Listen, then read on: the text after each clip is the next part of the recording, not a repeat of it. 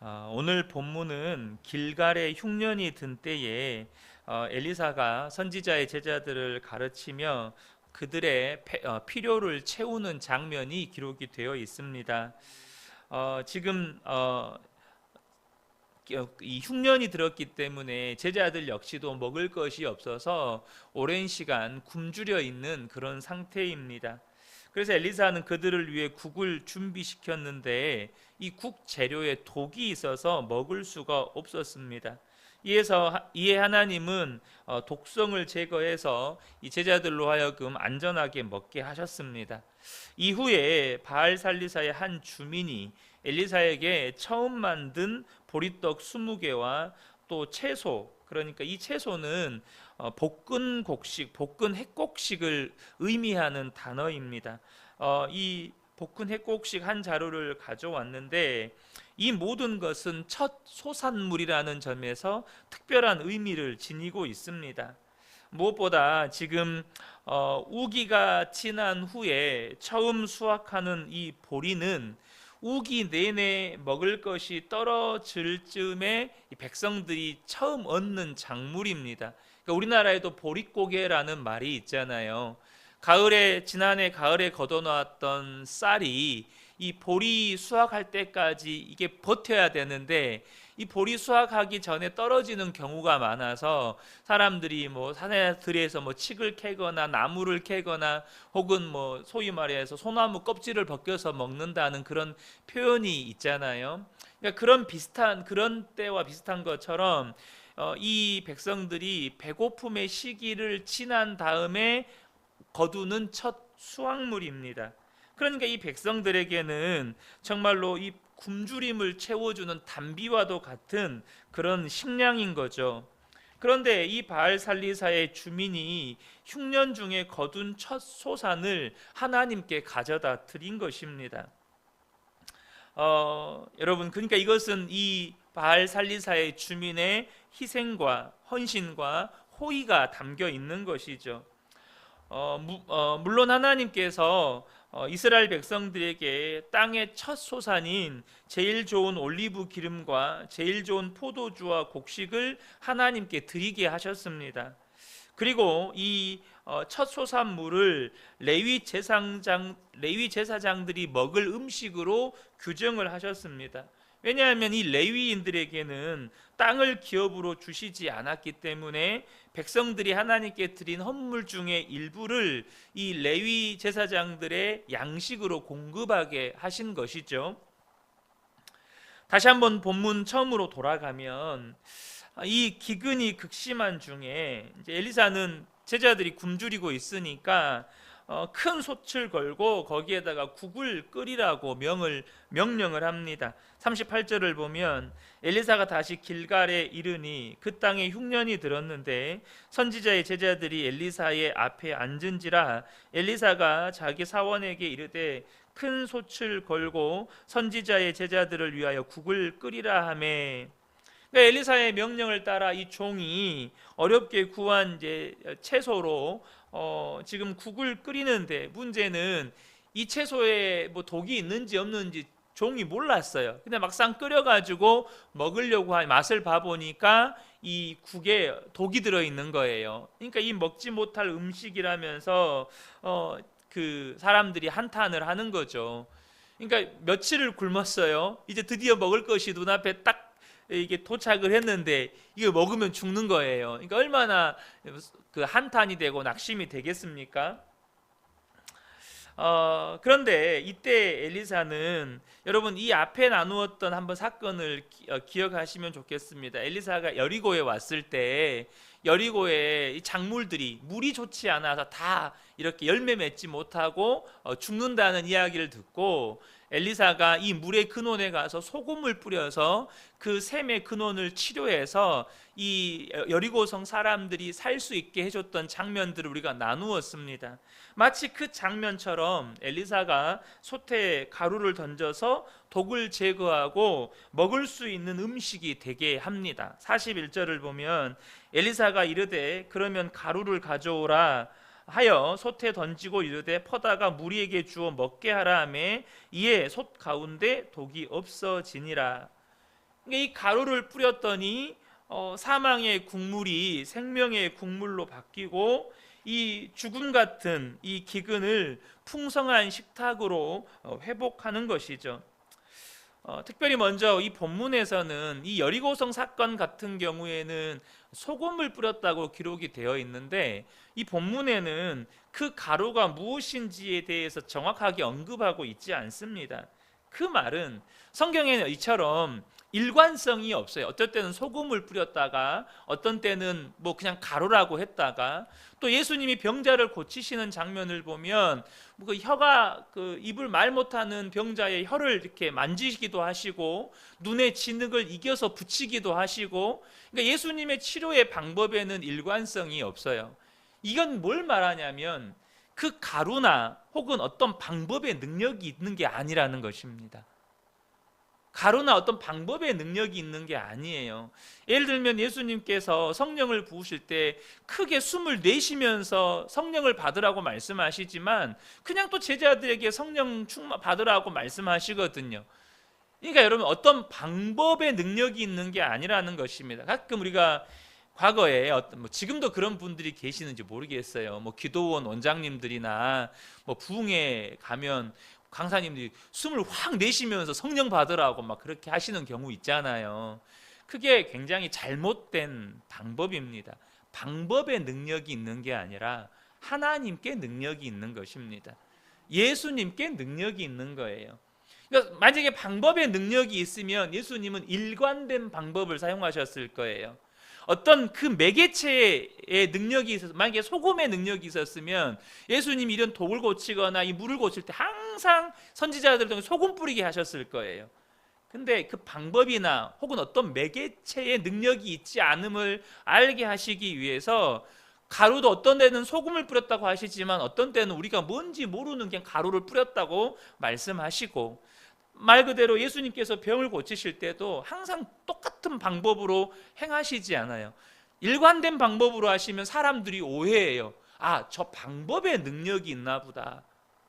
그래서 우리가 어떤 분이 작정하고 100일 기도하실 수도 있고 40일 금식 기도를 하실 수 있는데 40일 금식의 능력이 있지 않다는 걸 아셔야 합니다. 100일 작정의 능력이 있지 않다는 걸 아셔야 합니다. 혹은 1000번제의 능력이 있지 않다는 걸 아셔야 합니다.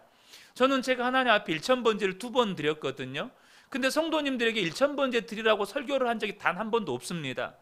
그것은 저와 하나님 사이에서 제 믿음의 결단과 고백으로 드린 것이지 1000번제의 능력이 있지 않아요. 그래서 혹시 주변에서 1000번제 꼭 해야 된다고 이렇게 말씀하시는 분들이 계시다면 여러분 그냥 한 귀로 듣고 한 귀로 흘리세요. 여러분 마음 가운데 그런 믿음의 결단이 생기고 어떤 감동이 생겨서 내가 하나님께 1000번제를 드려야겠다, 그건 얼마든지 할 수 있는 거죠. 근데 내가 1000번제 한 것을, 혹은 40일 금식 기도한 것을, 혹은 저 100일 작정 새벽 기도도 저 혼자 한 적이 있거든요. 하지만 어느 누구에게도 100일 작정 새벽 기도를 하라고 설교하지 않습니다. 절대 설교하지 않아요. 방법의 능력이 있지 않기 때문이에요. 저 열흘 금식 한 적이 있거든요. 열흘을 하루 3끼씩 종일 열흘 금식을 한 적이 있어요. 근데 성도님들에게 반드시 금식하라고 말씀하지 않습니다. 방법의 능력이 있지 않고 예수님께 능력이 있습니다. 하나님께 모든 능력이 있습니다. 오늘 본문은 그것을 우리에게 가르쳐 주고 있는 거예요. 그런데 본문이 우리에게 알려주는 더 중요한 메시지가 있는데, 엘리야 때도 여러분 기근이 있었고요. 오늘 그 엘리사의 계승자라고 할 수 있는 엘리야의 제자라고 할 수 있는 이 엘리사의 때에도 기근이 있습니다. 그런데 여러분 엘리야 때나 엘리사 때나 더 심각한 기근은 이런 물리적인 기근이 아니고, 비가 안 와서 이 소출을 걷지 못한 이런 물리적인 기근이 아니고 더 심각한 기근은 영적인 기근이었습니다. 그리고 하나님도 진짜 기근이 무엇인지를 말씀해 주셨어요. 아모스 8장 11절을 보면 주 여호와의 말씀이니라, 보라 날이 이를지라 내가 기근을 땅에 보내리니 양식이 없어 주림이 아니요 물이 없어 가람이 아니요 여호와의 말씀을 듣지 못한 기갈이라.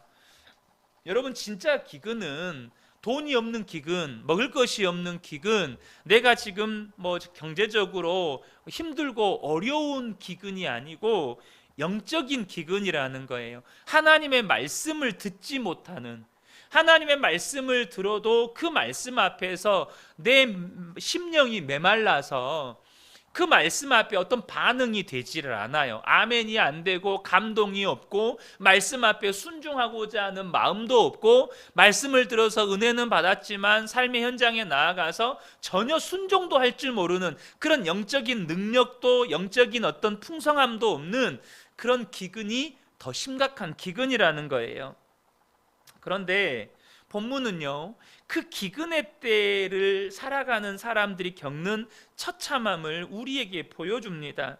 지금 기근 속에서 몇 날 며칠을 굶주리니 지금 사람들이, 이 엘리사의 선지자의 제자들이 독이 든 음식을 먹어야 할 만큼 비참한 처지에 처하게 되는 거예요.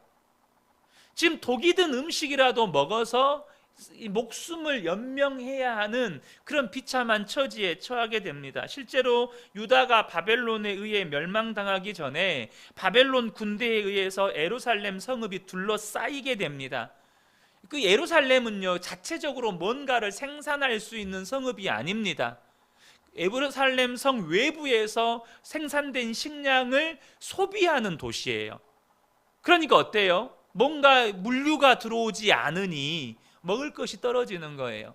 나중엔 어떻게 됩니까? 자식마저 잡아먹어야 하는 비참한 처지에, 그런 처참한 상태에 이르게 됩니다. 여러분, 이 물리적인 기근의 때에 사람이 처하게 되는 그 비참함, 독이 든 음식이라도 먹어야만 하는 그런 비참한 처지에 처하게 되는데, 영적인 기근의 때에도 이와 같다는 거예요. 다시 말하면 물리적인 기근의 때에 사람들이 독이 들어있는 음식을 먹어서라도 목숨을 연명해야 하는 그렇게 독이 든 음식을 먹어서 목숨을 연명하려고 했는데 먹으면 어떻게 돼요? 죽어요. 그러니까 먹을 수도 없고 안 먹을 수도 없고, 안 먹어도 죽고 먹어도 죽는 그런 비참한 처지에 살고 있는데, 영적인 기근의 때에 어때요? 사람들은 영적인 기근의 때에 말씀을 듣지 못한 그런 기갈 가운데 있다 보니 내 영혼은 점점 메말라가요. 그러니까 내 영혼의 목마름, 내 영혼의 그 메말라버림, 내 영혼의 곤고함과 그 공허함을 채우기 위해서 사람들은 독이 든 음식을 먹기 시작해요. 영혼의 그 목마름은 뭘로 채웁니까? 그 독이 든 음식이 뭐죠? 말 그대로 헛된 가르침들, 거짓된 가르침을 사람들이 막 들어요. 혹은 내 영혼의 공허함, 내 영혼의 목마름을 벗어나 보기 위해서 사람들은 쾌락을 쫓아요. 그러니까 사람들이 온갖 중독에 빠져 살아요.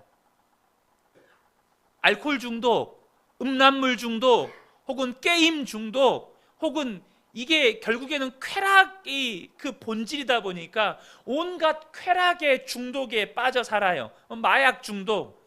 한국은 더 이상 마약 청정국이 아니라는 거 아시죠? 최근에도 시끄럽게 떠들고 있는 것 중에 하나가, 지금 국내로 들여오던 이 마약을 들여오는 과정 중에 무슨 간세청도 개입돼 있다 그러고, 뭐 윗선에서 그것을 뭐 무마하려고 압력을 넣었다 그러고 한참 시끄럽잖아요.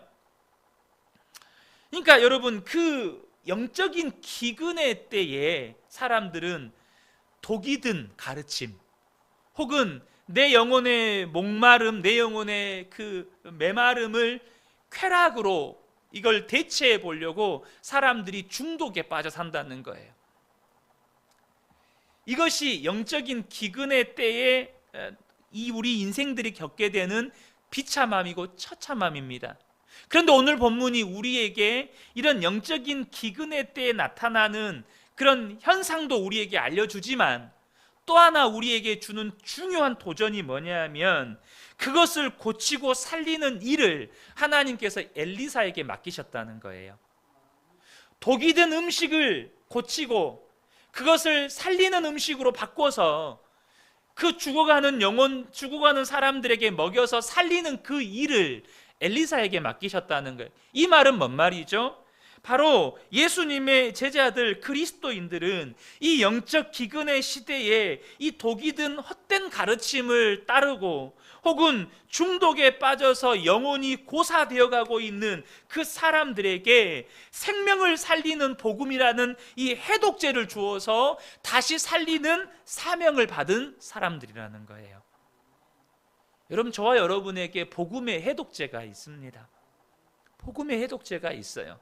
지금 저와 여러분 주변에 독이 든 가르침을 따라가는, 혹은 그 영혼이 메말라 가는 것을 어떻게든 다른 수단으로 쾌락으로 대체해 보려고 하다 보니까 온갖 중독에 빠져 살아가는 영혼들이 너무 많아요. 그 영혼들에게, 저와 여러분에게 하나님께서 복음의 해독제를 주셨고 그것으로 그 죽어가는 영혼들을 살리는 사명을 저와 여러분에게 주셨다는 것입니다. 그때 한 사람이, 아까 말씀드렸던 이 바알 살리사에서 온 한 사람이 처음 만든 보리떡 20개와 자루에 찬 채소를 가져와서 엘리사에게 드립니다. 42절을 보면 한 사람이 바알 살리사에서부터 와서 처음 만든 떡 곧 보리떡 20개와 또 자루에 담은 채소를 하나님의 사람에게 드린지라. 그가 이르되 무리에게 주어 먹게 하라. 먼저 본문의 채소로 번역된 히브리어 단어는 지금 중동 아셀 남쪽이나 사해 서쪽 지역의 고산지대에서 생산되는 곡물입니다. 그래서 대부분의 영어 성경에는 이것을 채소라고 번역하지 않고 옥수수라고 번역을 해 놓았습니다. 다시 말해서 요리해서 먹을 수 있는 풀이나 혹은 볶아서 먹을 수 있는 곡식을 의미하는 단어예요. 이 채소라는 히브리어 단어가요. 그런데 여러분, 이 장면을 보면서 여러분 떠오르는 장면이 있지 않습니까? 그건 바로 오병이어를 꺼내서 예수님께 드린 한 아이를 떠오르게 만듭니다. 여러분, 이 오병이어가 고래고기 아닙니다. 작은 멸치 같은 생선 2마리와 보리떡, 정말 그 어린아이가 한 끼 먹을 수 있을 만큼의 여러분 식량이에요. 자기 먹는 것도 부족한데 그 5,000명 혹은 5,000명 이상의 사람들이 앉아있는 그곳에 어린아이가 그걸 와서 예수님께 갖다 드린 거예요. 지금 바알 살리사에서 온 이 한 사람은 가장 배고픈 시기임에도 불구하고 하나님께 첫 예물을 드림으로 자신의 믿음과 감사를 표현한 거예요. 그런데 오늘 본문에서 또 엘리사의 모습을 보면 이미 율법에서 첫 소산물은 제사장들이 먹을 음식으로 규정을 해 놓았는데도 불구하고 엘리사는 이것을 자신과 자신의 사환의 몫으로 취하지 않고 제자들에게 나누어 주어서 먹게 합니다. 자기가 먹지 않아요. 제자들에게 나누어 주어요. 여기서 우리는 뭘 보게 되는 것입니까? 한 사람의 믿음의 작은 헌신이 또 다른 헌신을 불러온다는 것입니다. 이 바알 살리사의 이 주민의 믿음의 헌신이 엘리사의 믿음의 헌신을 불러와요. 한 사람의 나눔이 모두와 함께 나누려는 마음을 불러 일으킵니다. 그것뿐만이 아니라 이러한 믿음의 헌신은 그곳에 모인 이 선지자의 제자들의 마음을 하나로 결속시킵니다. 누군가의 작은 믿음의 헌신이 공동체를 하나로 결속시켜요. 나아가서 이 엘리사가 이제 사환에게 나누어서 먹게 하라고 했어요. 근데 이 보리떡 20개하고 곡식이 그곳에 모인 제자들이 다 먹기에는 너무나도 부족한 양이었어요. 그러니까 사환도 이 빌립처럼, 예수님의 제자 빌립처럼 이것을 누구한테 나누어 먹게 합니까? 이것을 누구 코에 붙입니까? 이런 표현이에요. 사환도 똑같은 말을 합니다. 근데 엘리사가 나누어서 먹게 하라는 거예요. 43절 44절을 보면 그 사환이 이르되 내가 어찌 그것을 100명에게 주겠나이까 하나 엘리사는 또 이르되 무리에게 주어 먹게 하라. 여호와의 말씀이 그들이 먹고 남으리라 하셨느니라. 그가 그들 앞에 주었더니 여호와께서 말씀하신 대로 먹고 남았더라. 자, 여기서 또 두 가지를 우리에게 알려줍니다. 또 하나는 뭐냐 하면 그 믿음의 헌신이 궁핍을, 빈곤을 풍부함으로 바꾸는 기적을 경험하게 만들었다는 거예요. 이 바알 살리사에서 온 주민의 그 헌신이 그곳에 모인 100명의 제자들을 먹고 배부르게 만드는, 정말로 결핍을 풍부함으로 바꾸는 기적을 만들었다는 것입니다. 또 한 가지 다시 한번 말씀을 드리지만, 여러분, 이 보리떡에 혹은 그 볶은 곡식의 능력이 있지 않습니다. 그들이 왜 배불리 먹을 수 있었습니까? 하나님이 말씀하셨기 때문입니다. 하나님이 야, 그거 나눠서 먹으면 너희들 배불리 먹을 수 있어. 그러니까 나누어 먹어. 하나님의 말씀이 여러분 능력이라는 것입니다. 엘리사는 그것을 분명하게 알았어요. 분명히 믿음의 헌신이 귀한 것이고 그가 갖다 바친 보리떡과 이 채소가 귀한 것이지만, 보리떡과 채소의 능력이 있는 게 아니라 하나님의 말씀의 능력이 있어서 말씀대로 그곳에 되어지는 기적이 일어났다는 것입니다. 여러분 꼭 기억하시면 좋겠습니다. 말씀의 능력이 있습니다.